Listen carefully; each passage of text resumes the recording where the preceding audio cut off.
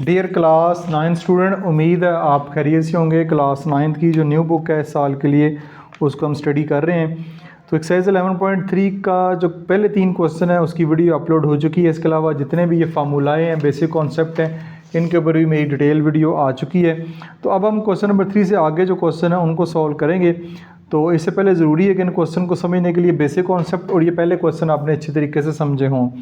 Question number 4 है, ए diagonal die labelled 4 4 4 4 5 5 6 7 8 8 is rolled once, find the probability of getting. एक diagonal die है जिसकी 10 sides हैं, ये 1 2 3 4 5 6 7 8 9 10, इसकी 10 साइड्स बनती हैं। ठीक है, इसकी 10 साइड्स हैं, उसको एक दफ़ा रोल्ड किया, एक दफ़ा ऊपर फेंका, तो आपने प्रोबेबिलिटी फाइंड करनी है। ये नीचे आपको 9 क्वेश्चन जो है वो दिए गए हैं, इन क्वेश्चन की हम प्रोबेबिलिटी फाइंड करेंगे। तो आइए इस क्वेश्चन को स्टार्ट करते हैं।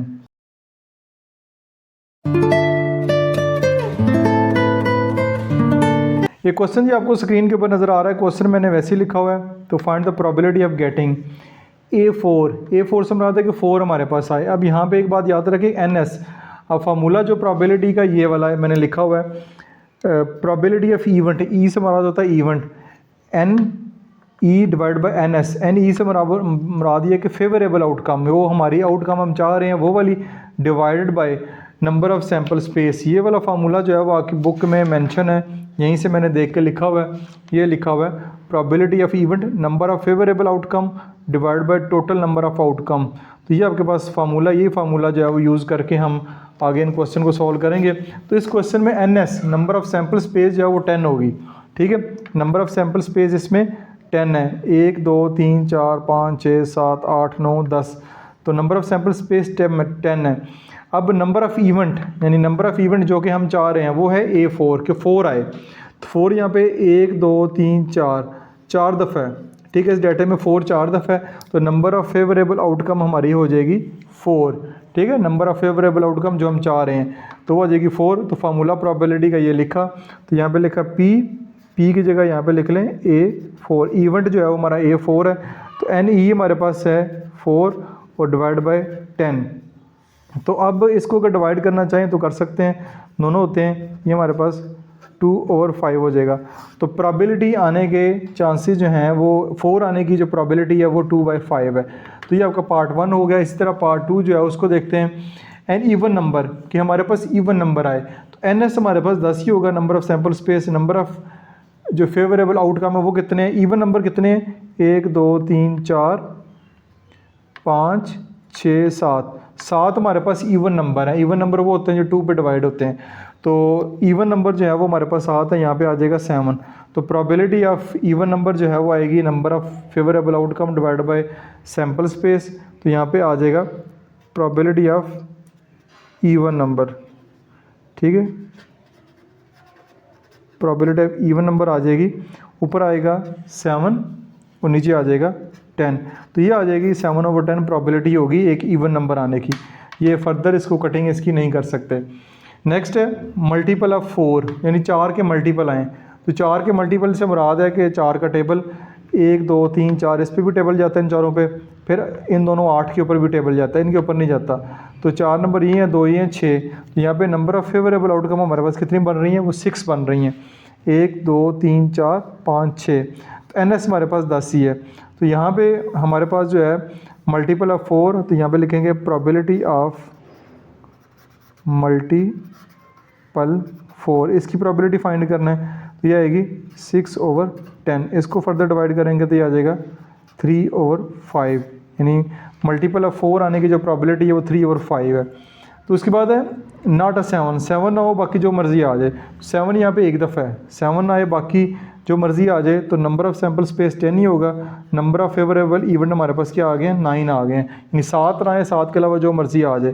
तो ये आपके पास प्रोबेबिलिटी का फार्मूला लिखा हुआ है, प्रोबेबिलिटी ऑफ नॉट अ 7। तो ये आ जाएगा 9/10। इसकी भी फर्दर जो है वो कटिंग नहीं हो सकती, इसलिए यही इस क्वेश्चन का जो है वो आंसर होगा। आगे नेक्स्ट जो पार्ट नंबर 5 है उसको देखते हैं। पार्ट नंबर 5 में डाटा हमारे पास वही है।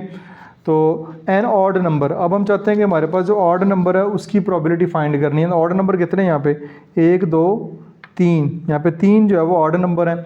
तो एन एस 10 ही है, तो नंबर ऑफ फेवरेबल आउटकम हमारी वो 3 होगी, ठीक है, वो 3 होगी, 3 ऑड नंबर है इस डाटा के अंदर। तो प्रोबेबिलिटी यहाँ पे लिखेंगे probability of an odd number वो हो जाएगी 3/10। अब ये भी फर्दर इसकी कटिंग नहीं हो सकती, तो यही भी इसका आंसर होगा। नेक्स्ट है ए प्राइम नंबर, हमारे पास प्राइम नंबर आए, ठीक है। अब प्राइम नंबर कौन सा होता है? ऐसा नंबर जो होता है जो 1 के टेबल पे और अपने आप के टेबल पे डिवाइड होता है।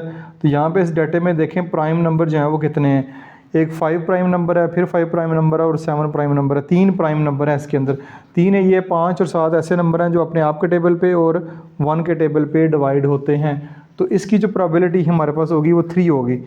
तो एन एस 10 ही है, नंबर ऑफ फेवरेबल आउटकम हमारे पास 3 है। इस इवेंट की प्रोबेबिलिटी होगी probability of A prime number, वो आ जाएगा 3/10। ये भी फर्दर इसकी कटिंग नहीं हो सकती, तो यही इसका आंसर होना चाहिए। नेक्स्ट है एलसीएम ऑफ 4 एंड 8। अब 4 एंड 8 का जो एलसीएम है वो लेंगे, वो क्या आता है?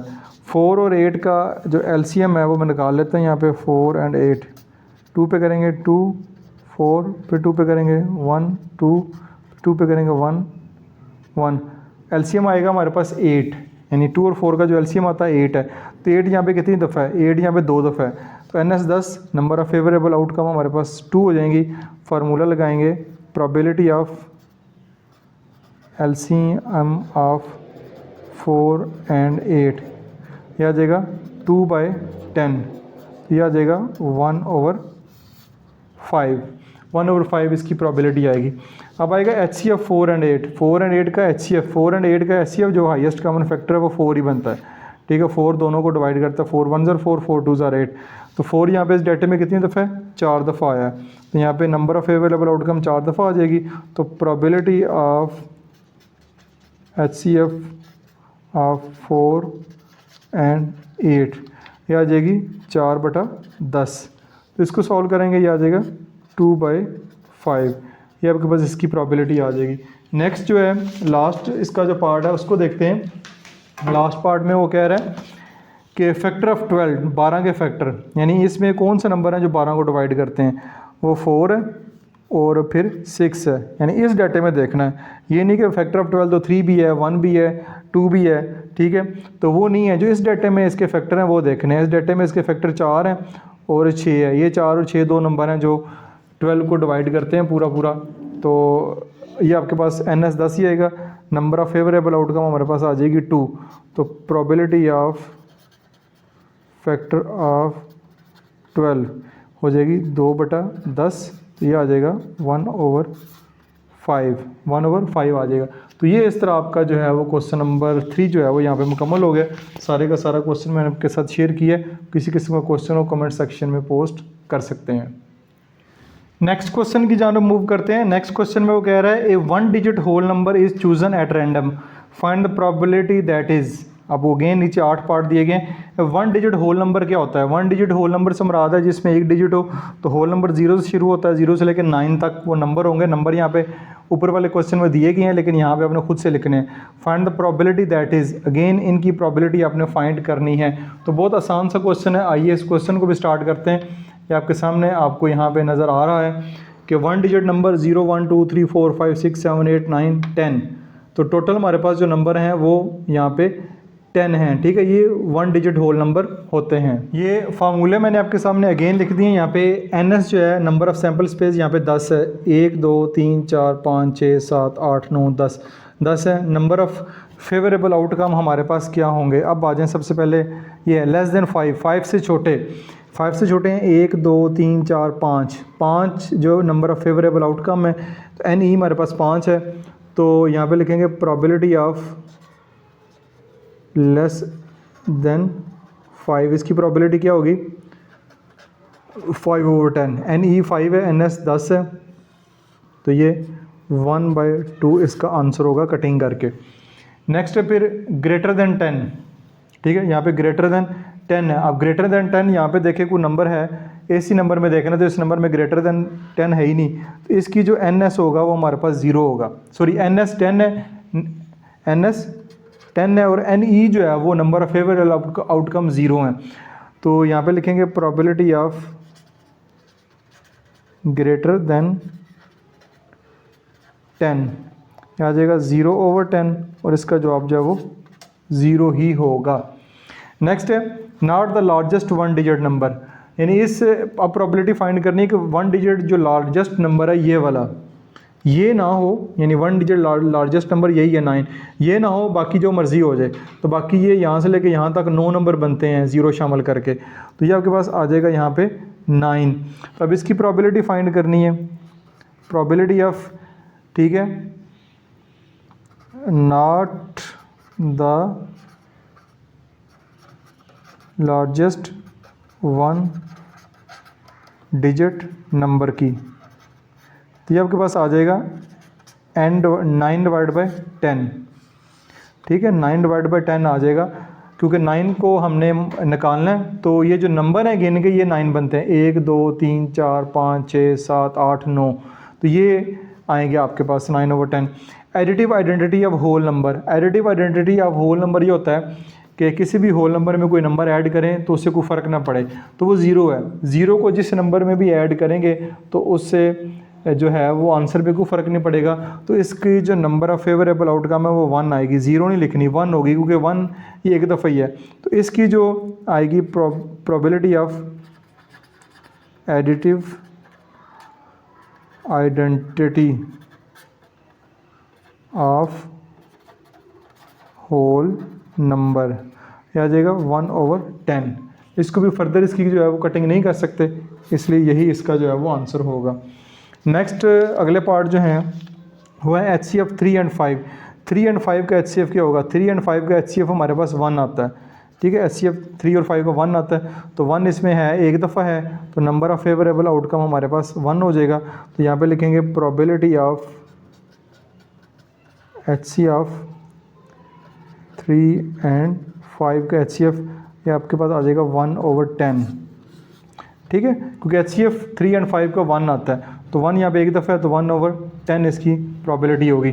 नेक्स्ट है multiplicative identity of real number. Real number की मल्टीप्लिकेटिव आइडेंटिटी ये होती है कि किसी भी ऐसे नंबर से मल्टीप्लाई करें तो उस नंबर को मल्टीप्लाई करने के बाद कोई फ़र्क ना आए, वही जवाब आए। तो 1 है, 1 को जिस नंबर से मल्टीप्लाई करवाएंगे जवाब जो है वो वही नंबर होगा। तो यहाँ पे NE जो है वो हमारे पास नंबर ऑफ़ फेवरेबल आउटकम 1 होगी। तो यहाँ पे लिखेंगे प्रोबेबिलिटी ऑफ, ये आपने स्टेटमेंट लिखनी है, multiplicative identity of real number, वो आ जाएगी 1/10, ठीक है, ये भी 1/10 आ जाएगी, एक ही नंबर है। नेक्स्ट पार्ट है जी हमारे पास, पार्ट नंबर 7 है, उसमें not a prime number, prime number ना हो, बाकी जो नंबर मर्जी हो जाए। तो NS हमारे पास यहाँ पे अगेन 10 है। प्राइम नंबर कौन कौन से होते हैं? 1 तो एक बात याद रखें प्राइम नंबर नहीं है, ठीक है। प्राइम नंबर 2 है, प्राइम नंबर 3 भी है, प्राइम नंबर 5 भी है और प्राइम नंबर 7 है। ये आपके पास प्राइम नंबर हैं 4, ठीक है। प्राइम नंबर वो नंबर होते हैं जो अपने आप के टेबल पे डिवाइड हो सकते हैं और 1 के टेबल पे डिवाइड होते हैं।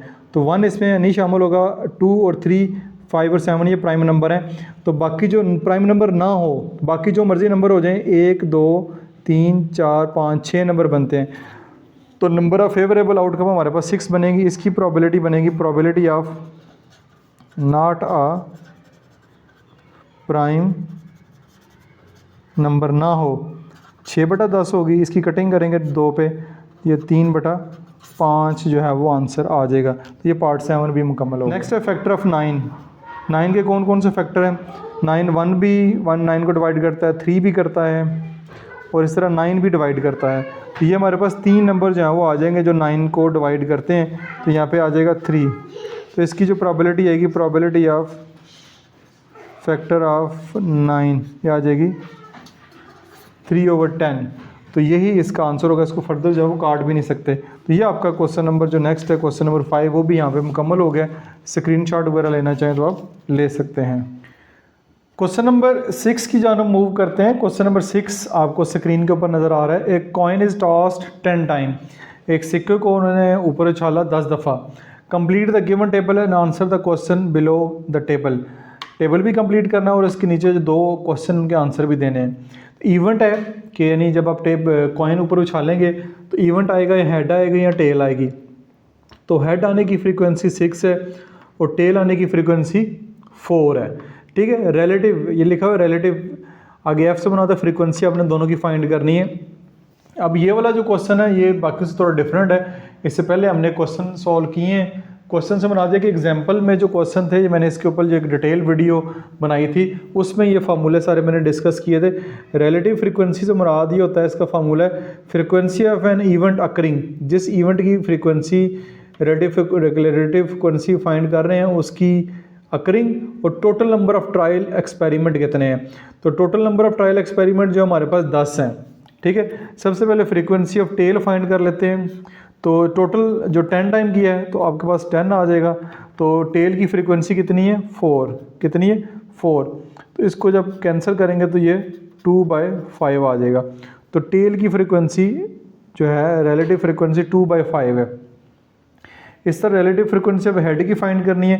हेड जो है वो 6 दफ़ा है और टोटल जो ट्रायल है वो 10 है। तो कटिंग होगी तो ये आएगा 3/5।